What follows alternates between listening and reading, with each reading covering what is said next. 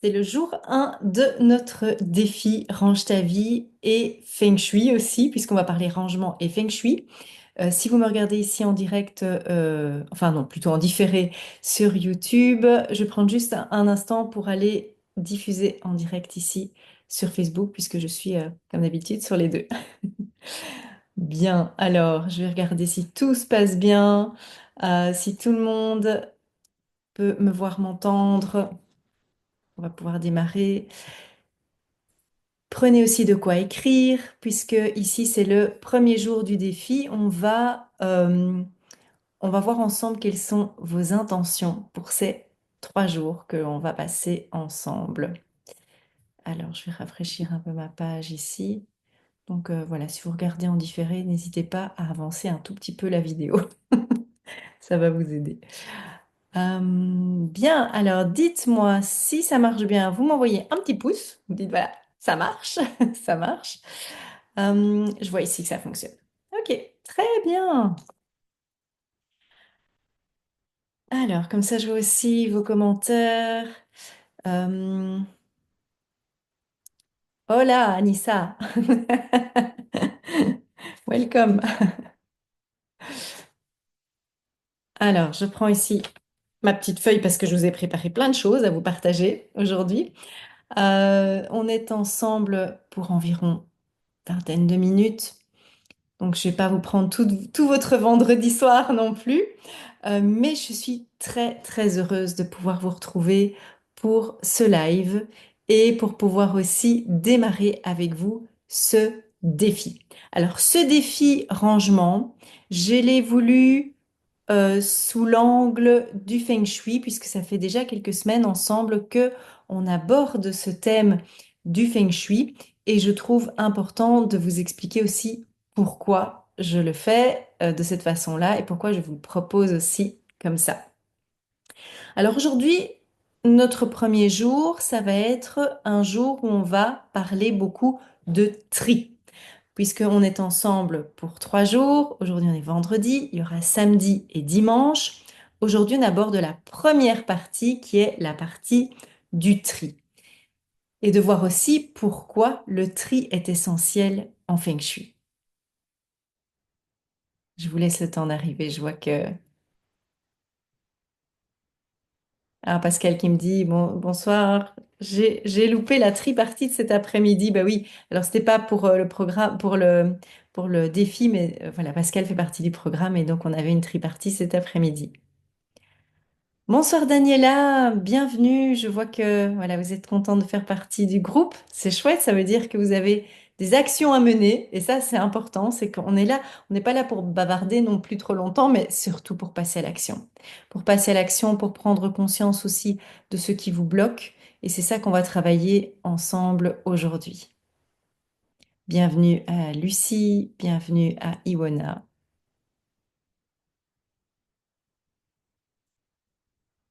Je vous laisse le temps d'arriver.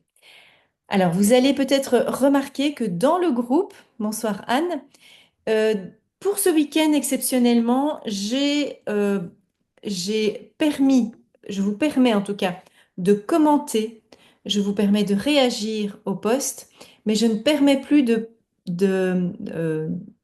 comment est-ce qu'on dit ça? Ça porte un nom. Je ne permets plus de poster, en fait, que vous postiez des groupes. Donc, voilà, des publications, c'est ça que je cherchais comme nom. Je ne permets pas pendant ce déficit, vos publications. Pourquoi? Pour éviter que ça fasse vraiment brouillon, bazar, parce que je me suis rendu compte pendant les autres défis que certaines me disaient, je ne retrouve pas le replay du live, etc. Parce que c'était mélangé avec toutes vos publications qui sont absolument géniales. Mais ces publications, vous allez pouvoir les faire sous la vidéo ici. Vous allez pouvoir commenter avec vos photos si vous le souhaitez, faire vos commentaires. Mais ça va être beaucoup plus clair. Vous allez retrouver un fil d'actualité qui va être beaucoup plus simple pour tout le monde. Ça marche? Dites-moi si c'est OK. Si c'est OK, vous me faites un petit pouce comme ça. Un petit pouce directement. Alors, on a ce soir avec nous, eh bien, on est quand même quelques-unes à suivre là, ça c'est chouette.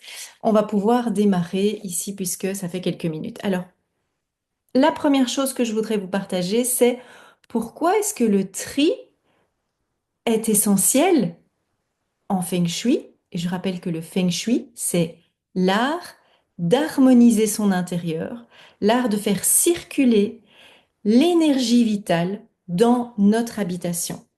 L'énergie qui rentre par la porte d'entrée principale, et qui va circuler dans la maison et qui va ressortir par les fenêtres pour venir alimenter votre habitation, un peu comme un souffle de vent ou comme une petite rivière qui vient couler dans votre habitation. Ça doit être une énergie qui doit être ni trop rapide, ni trop lente.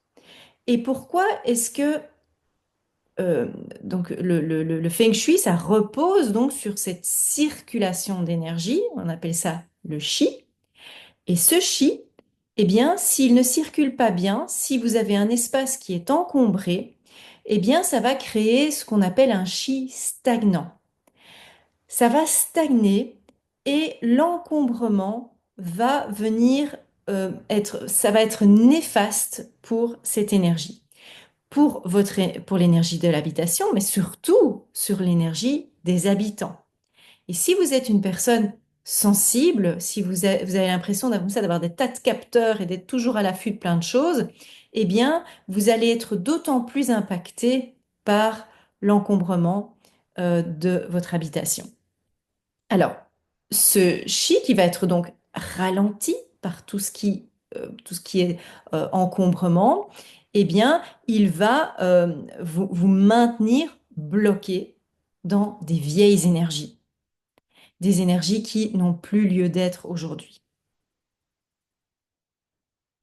Est-ce que ça vous parle, ça? Je vous laisse le temps aussi de pouvoir commenter en dessous. Je vois que Géraldine est là, bienvenue, bienvenue Nathalie, bienvenue Bénédicte.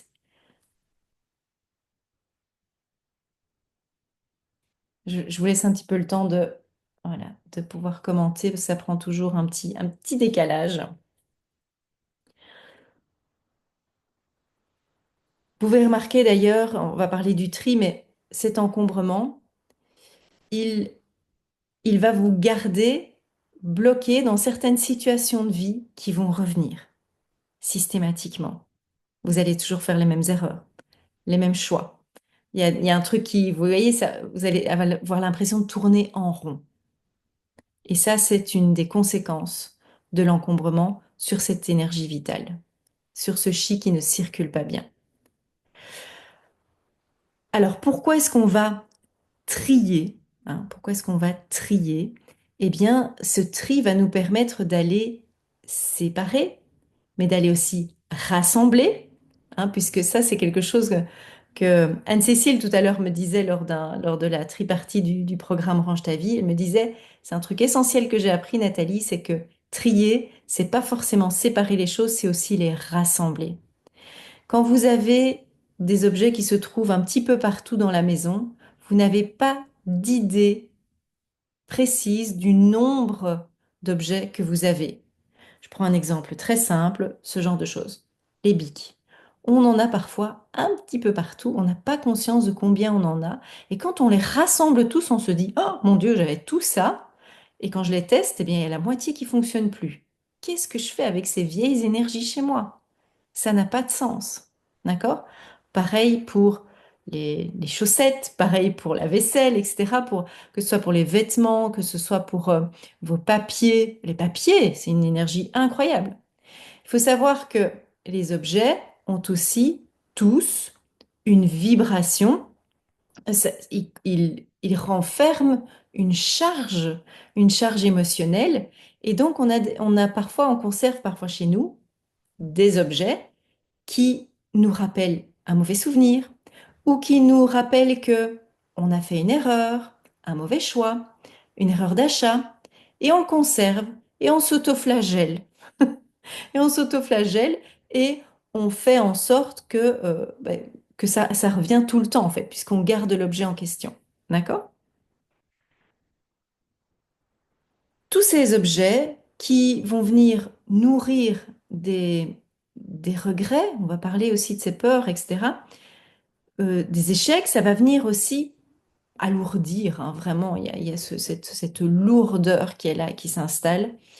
Et donc, ça va devenir compliqué parce que vous avez l'impression de ne pas savoir par quelle boule prendre, tellement il y a des choses qui sont là et qui stagnent depuis longtemps.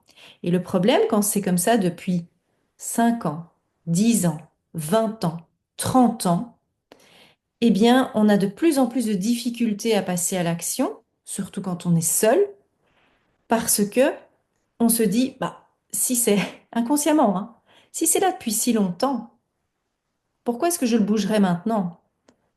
Et donc on a l'impression de se trahir soi-même, puisque bah oui, je vais trahir la personne qui l'a gardée pendant si longtemps. Ok? Bien. Et alors, une chose aussi qui est importante et que j'ai notée pour vous, c'est qu'un intérieur qui est trop chargé va refléter aussi un esprit qui est confus et qui est saturé. Dites-moi un petit peu parmi vous, vous pouvez juste m'envoyer un petit pouce là, en disant, j'ai l'impression d'avoir l'esprit complètement saturé. Ma tête est aussi bourrée que mes placards. Dites-moi si c'est quelque chose qui vous parle.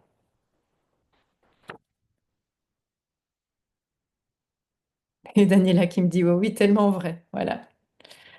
Iwona qui dit, c'est comme aérer à la maison et enlever l'air vicié. Exactement, exactement.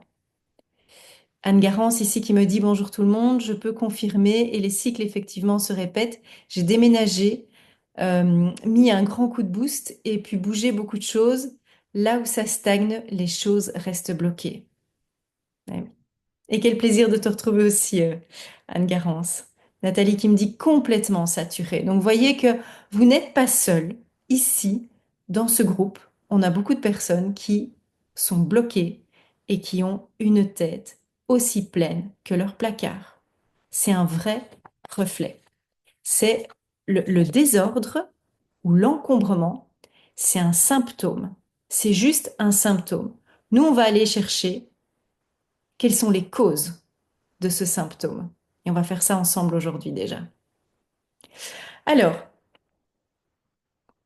mon, mon intention aujourd'hui, c'est de vous aider à poser une intention pour ce défi.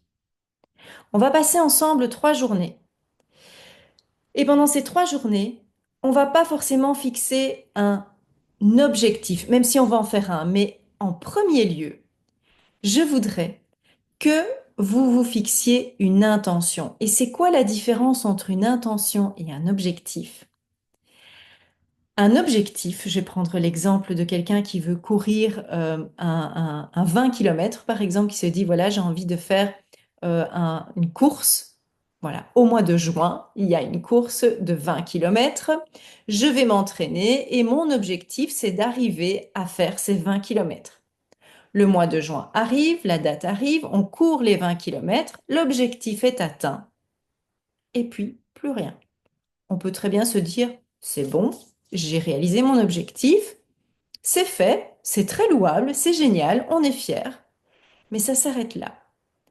L'intention, elle est différente. L'intention, c'est qui est-ce que j'ai moi envie de devenir? Je veux devenir une coureuse, par exemple. Je veux devenir un marathonien, une marathonienne. Je veux être le genre de personne qui court régulièrement pour sa santé ou qui relève régulièrement des défis, je veux me dépasser. Et donc l'intention, elle est plus dans le cap, dans ce cap de qu'est-ce que j'ai comme cap, c'est la bonne santé, c'est me dépasser tout le temps. Ça, c'est un cap. Et on va aller mettre l'intention là. Quelle est, vous, votre intention? Je vais vous inviter à la noter pour vous, mais aussi à nous la partager. Quelle est votre intention pour ce défi? Qui est-ce que vous voulez devenir en chemin? Parce que dimanche soir, vous ne serez déjà plus tout à fait la même personne. Alors on va pas se mentir, si ça fait 25 ans que c'est le bazar et que vous accumulez, c'est pas en 3 jours qu'on va tout régler, d'accord? Mais il y a quelque chose qui va se transformer. Et ça, C'est pas moi avec ma baguette magique qui vais le faire, c'est vous qui allez mettre votre intention en disant, voilà, moi, je veux être ce genre de personne. Je veux être le genre de personne qui peut inviter des amis quand elle le souhaite chez elle. Je veux être le genre de personne qui n'a plus peur d'ouvrir sa porte à l'improviste. Je veux être le genre de personne qui ne laisse plus traîner les choses, qui va directement ranger après avoir dérangé, etc. Donc tout ça, ça peut être une intention. Karine qui me dit, je souhaite ne plus me laisser dépasser par la maison. Ok, est-ce qu'on peut dire alors Karine, pour tourner positivement, c'est je souhaite reprendre la maîtrise de la maison. Daniela qui me dit j'aimerais tenir mes rangements et pas seulement le faire sporadiquement. Donc, je voudrais être ce genre de personne qui va être régulière dans mon rangement. Ça peut être une véritable intention. Pour Frédéric, ça va être je voudrais être sereine chez moi. La sérénité. C'est super. Sylvie qui dit coucou Laurence, tu es au bon endroit pour que ça change. Voilà. Alors, quelles sont vos intentions? Notez votre intention pour ce week-end. C'est très important.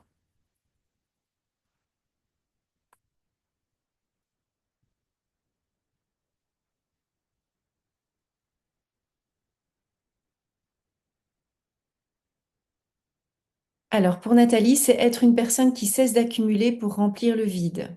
Ok. Anne Garance qui dit, je veux adorer être chez moi. Je veux kiffer ma maison, comme disent les jeunes. Génial.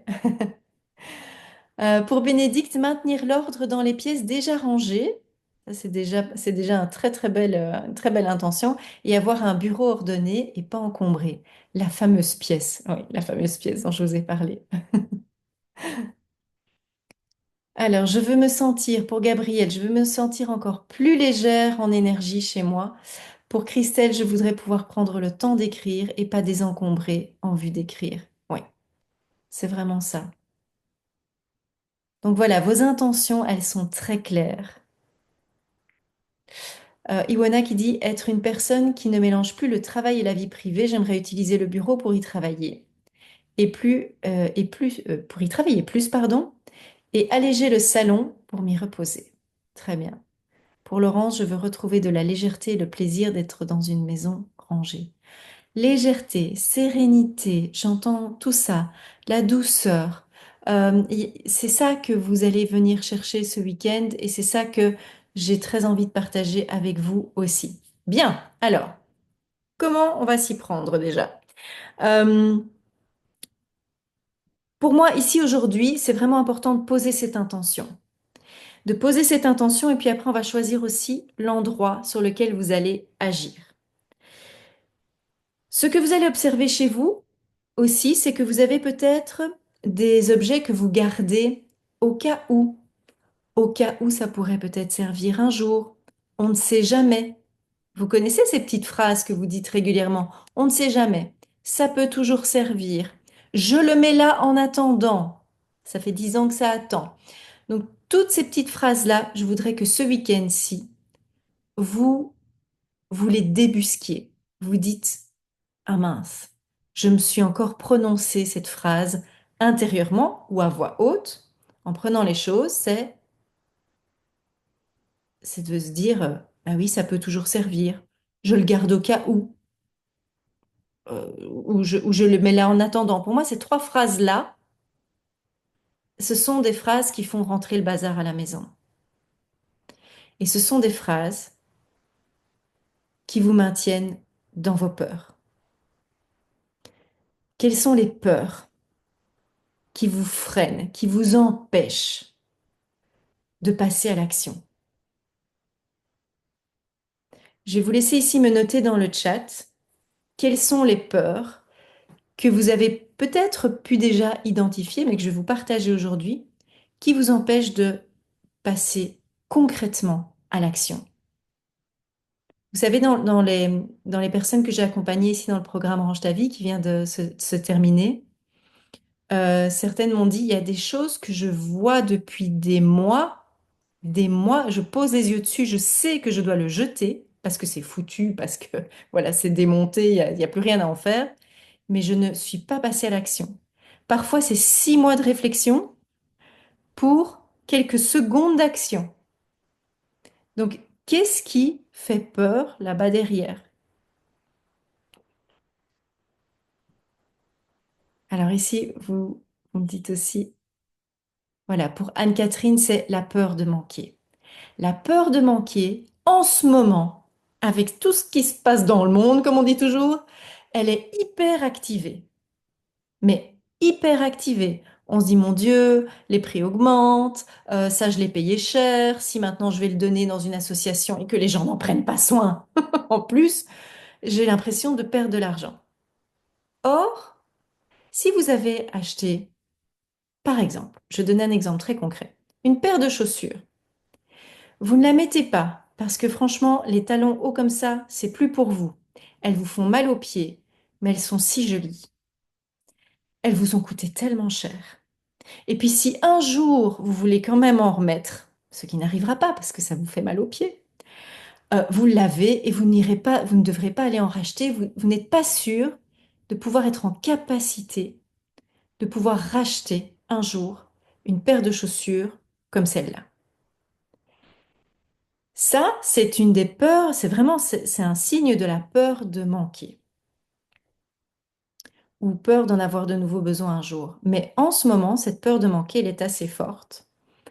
Euh, et en même temps, cette paire de chaussures, vous l'avez achetée. L'argent, il est parti depuis longtemps. Garder la paire de chaussures ne vous rend pas l'argent. Garder la paire de chaussures ne fait que entretenir votre culpabilité de j'aurais pas dû acheter ça, c'était trop cher pour moi. Euh, tu vois, je ne m'en sers pas. Et patati et patata. Et on est là, à ruminer, à ruminer. Vous voyez cette énergie stagnante? Elle est là. Alors, Anne Garance ici qui dit parfois la peur de perdre quelqu'un qu'on a été, qui cuisinait, qui recevait, qui pouvait porter des talons sans avoir mal aux pieds. Oui, je comprends, oui, tout à fait. Donc, c'est ça aussi, c'est on veut perdurer, faire perdurer une époque révolue pour nous. On a connu cette personne qu'on était. On la connaît très bien puisqu'on est passé par là avec elle, hein, on est soi avec soi. On l'a connue, on sait très bien comment c'était. Et notre cerveau est drôlement bien fait parce que souvent, il se souvient que des bons moments. Et il oublie aussi un peu toutes les... On a tendance, hein, et c'est comme ça que se passe la vie, on a tendance à oublier les mauvais moments. Et donc on se dit que, bah oui, on n'est plus cette personne-là.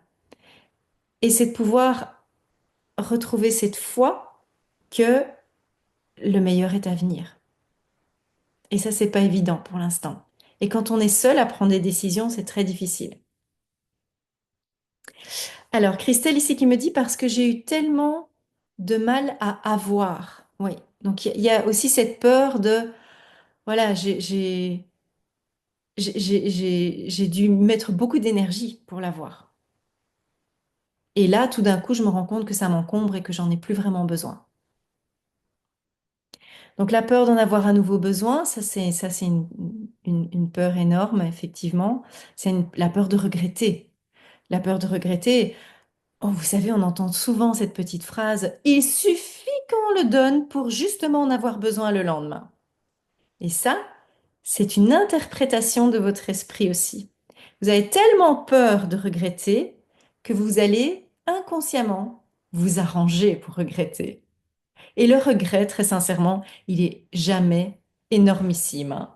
C'est, vous avez gardé des bouquins que vous avez lus à l'école, par exemple. Vous avez maintenant, vous êtes presque pensionné, vous avez encore gardé vos grands classiques en disant ça peut servir à mes enfants, ça n'a pas servi aux enfants, ça peut servir à mes petits-enfants. Vous liquidez tous les bouquins. Et puis, il y en a un qui vient vous dire, est-ce que tu n'aurais pas le livre d'Agatha Christie là? Zut! Je l'ai justement. J'ai justement donné. Et donc, on ne voit que ça. On fait un effet de loupe là-dessus. Et on ne se rend pas compte que ben, la personne qui vous demande ça, elle va le trouver, son Agatha Christie. Elle n'a pas besoin que vous veniez la sauver. D'accord? Donc, il y a cette peur aussi de regretter. Et il y a une autre peur que moi j'identifie assez très, très régulièrement. Voilà, la peur de l'inconnu aussi, nous dit Nathalie. Mais euh, la peur de gaspiller. Ici, je vois que Mathilde aussi nous le dit. Donc j'ai un rapport à l'objet et au gaspillage un peu spécial. J'ai également eu tellement de mal à avoir. J'aime beaucoup de choses. J'ai beaucoup de centres d'intérêt, héritage de ma famille, entre autres. Oui. Alors, on a peur de gaspiller et cette peur de gaspiller, elle est aussi souvent mal placée. On se dit, voilà, je vais garder les choses parce que on peut encore l'utiliser un petit peu, on peut le recycler, on peut le réparer, etc. Et donc, on prend sur ses épaules toute la responsabilité d'objets qu'on ne sait peut-être pas réutiliser nous-mêmes, on ne sait peut-être pas recycler nous-mêmes. On fait comme nos parents, nos grands-parents ont toujours fait. Et, nos parents, nos grands-parents, ils ont vécu une époque qui était beaucoup plus beaucoup plus compliqué pour se procurer des choses, pour avoir des choses. Aujourd'hui, on est tombé dans un autre travers. On est complètement, ça s'est complètement inversé. Aujourd'hui, on est dans la surconsommation. On a une surabondance d'objets. Vous pouvez acquérir des choses pour des prix ridicules. C'est ça qui est paradoxal aujourd'hui, c'est qu'on nous dit d'un côté, les prix augmentent, et d'un autre côté, vous avez des magasins qui vous fournissent des objets à des prix, mais on se dit, mais c'est pas possible, c'est un esclave qui l'a construit, cet objet. Donc là, c'est de voir quel est le rapport que vous avez aujourd'hui, si ce rapport au gaspillage est encore euh, a encore du sens. Parce que quand on garde plein de choses chez soi par peur du gaspillage, on finit par collectionner des déchets, quasiment. Et on finit par gâcher, par peur de gâcher, on finit par gâcher notre vie et notre espace. Et ça vient nous garder dans cette énergie basse où on n'a plus le fit là pour sortir de là. D'accord? Ok. Alors, on a parlé des peurs de gaspiller, puis il y a une autre peur aussi, une dernière, la peur d'être déloyal. Quand vous avez hérité de choses, quand on vous a offert des cadeaux et que vous conservez tous ces objets hérités, tous ces objets qu'on vous a offerts, juste par loyauté, parce que vous dites peut-être que la personne ne serait pas heureuse de savoir que je n'ai pas gardé son héritage, que je n'ai pas gardé son cadeau, parce que c'est quelque chose qui ne me correspond pas. Là, on a cette impression qu'on ne va plus être aimé. Et ça vient toucher l'enfant en nous qui se dit, oh mon Dieu, si je suis déloyal envers cette personne, je ne vais peut-être plus être aimé. Et l'enfant qui est à l'intérieur de nous se dit, si je ne suis plus aimé, peut-être qu'on va plus me nourrir, et peut-être qu'on va m'abandonner, et peut-être que je vais mourir. Donc on associe, vous voyez, ça peut aller très loin, et c'est très inconscient, on associe la peur d'être déloyal à vraiment une énergie où on se dit, mon Dieu, mais je peux mourir. Alors qu'en fait, c'est pas tout à fait juste. Si on prend un petit peu de recul, on peut se dire, ben non, je vais pas mourir. Et la personne qui m'a offert ce cadeau serait peut-être très triste d'apprendre que ça m'encombre et que ça diminue mon énergie.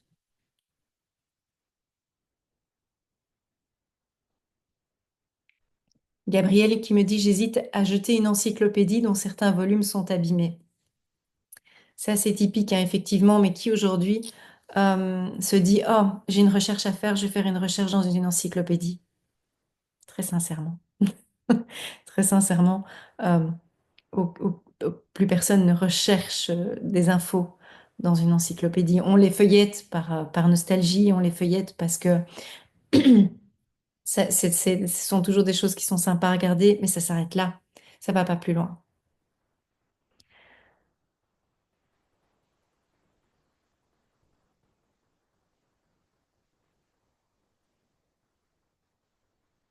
Voilà. Alors, ma sœur m'a donné son bon service, hein, le fameux service de table. Je n'ai jamais eu la chance d'en avoir un à l'époque. Je l'ai partagé avec ma fille qui vient de s'installer, mais les soupières, plateaux à tarte, etc. m'encombrent. Mais ils ont été donnés il y a peu. Quid si elles passent? Oh, une des plus grosses peurs aussi. On se dit, mon Dieu, mais si elle passe me voir et qu'elle me réclame de voir si j'ai bien gardé le service qu'elle m'a donné. D'abord, si votre sœur est quelqu'un de poli et bien élevé, elle ne le fera pas. Ça ne se fait pas. Et puis, sincèrement, aujourd'hui, à moins d'être vraiment une fan d'art de la table, euh, je me souviens pas avoir servi ou mangé une soupe dans une soupière. Voilà, très sincèrement. Donc, il y a quelque chose qui n'est plus, qui est en décalage. Vous sentez ce décalage? Voilà, voilà. Bien, donc on va ensemble aussi choisir le lieu que l'on va désencombrer. Pourquoi? Parce que ça doit être un lieu dans lequel vous évoluez régulièrement. Ça doit être une de vos pièces de vie. Ça peut être votre salon, ça peut être votre cuisine, votre salle de bain, la chambre, l'entrée, votre bureau. C'est important que vous puissiez choisir un lieu. Dans ce lieu, vous n'êtes pas obligé de faire toute la pièce. Vous pouvez aussi choisir un tout petit espace. Et vraiment, là, je vous conseille de commencer petit. Une étagère, un tiroir. Ça peut être le tiroir à couvert. Ça peut être le fameux tiroir à bazar. On en a tous un, un tiroir à bazar. Ce fameux tiroir. Ça peut être aussi un porte-manteau. Vous voyez ce porte-manteau qui croule sous les vestes que plus personne ne met ou dont on porte peut-être un tiers.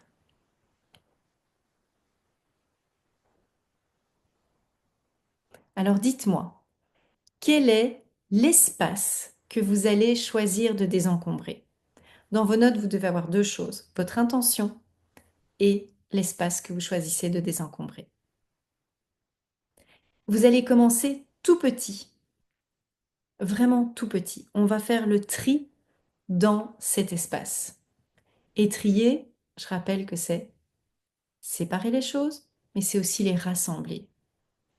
Et si je vous parle d'un tout petit endroit, ça peut être aussi une catégorie d'objets et vous dire, je vais rassembler tous les papiers qui traînent dans la maison parce que j'en ai un petit peu partout. Je vais rassembler tous les bics qui traînent parce que ça traîne. Alors, pour Daniela, ce sera la grande vitrine dans le couloir. Elle est devenue le fourre-tout. Très bien, super. Euh, pour Christelle, l'étagère derrière la porte de la buanderie, où il y a la fameuse soupière et ses sœurs. Voilà. Oui, bien sûr.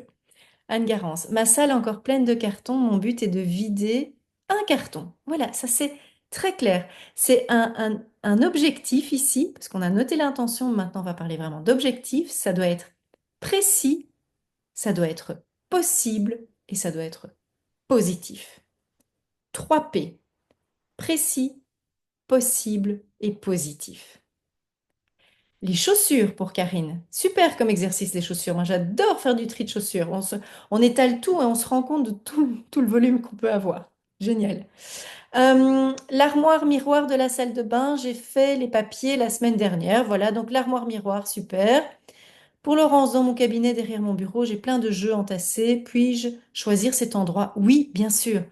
Tout ce qui est en plus sur le sol, ça fait une énergie très stagnante. Donc, dégagez au maximum les sols. Super. Donc ici, les chaussures, on m'a dit. Quoi d'autre encore? Laurence qui dit ça fait des mois et des années que c'est encombré. Mais oui, donc c'est le bon endroit. C'est par là que vous allez démarrer. Oui. Pour Bénédicte, c'est avoir un bureau ordonné et ranger le bureau, le meuble, et le bureau, la pièce. Choisissez un objectif qui soit précis, possible et positif, parce que tout le bureau et toute la pièce en un week-end, dit ça, ça va être un petit peu juste. Pour Sylvie, mon intention, c'est me sentir bien et pouvoir recevoir la famille et les amis. Et puis l'objectif, c'est le salon, la table qui est envahie par les papiers et plein de trucs. Puis de gauche à droite, le reste de la pièce, un peu chaque jour. On va déjà démarrer par la table. Ça va être génial. Pour Pascaline, mettre les documents triés dans les classeurs. Super, très clair comme objectif. Pour Iwana, j'ai commencé le bureau. J'ai déjà une boîte de papier. Je continue de diminuer les papiers et les fardes. Super. Très bien. Eh bien, écoutez, je vous rappelle notre horaire et je vous invite, si vous regardez ceci en replay, à noter votre intention et votre objectif de lieu à désencombrer sous la vidéo en commentaire. Vous pouvez aussi venir nous partager vos photos parce que c'est toujours très parlant de dire voilà comment c'est maintenant et voilà ce que j'ai envie de transformer.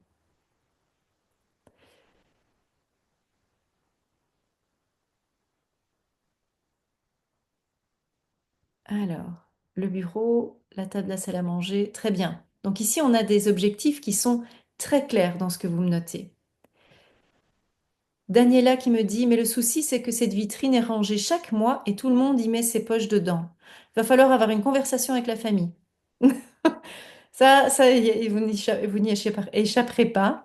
Si vous êtes plusieurs à mettre le bazar, il faut mettre les points sur les i. Il va falloir changer de comportement. Ici, vous allez prendre conscience de vos comportements et des comportements des autres. N'essayez pas de changer les autres. Changez-vous d'abord. Voyez ce que vous pouvez mettre en place. Voyez ce que vous pouvez aller remuer. Il n'y a que ceux qui ne bougent pas, qui ne sentent pas leur chaîne. Vous, vous allez sentir vos chaînes ce week-end. C'est ça que moi, je veux vous faire sentir. On va aller sentir là ce qui fait, ce qui coince. Pour Mathilde, l'intention, c'est je veux pouvoir inviter à l'improviste. C'est énorme ça comme intention. Parce que c'est pas gai de se dire j'ose pas ouvrir ma porte. Je vous comprends tellement. Il y a tellement de personnes ici qui vous comprennent.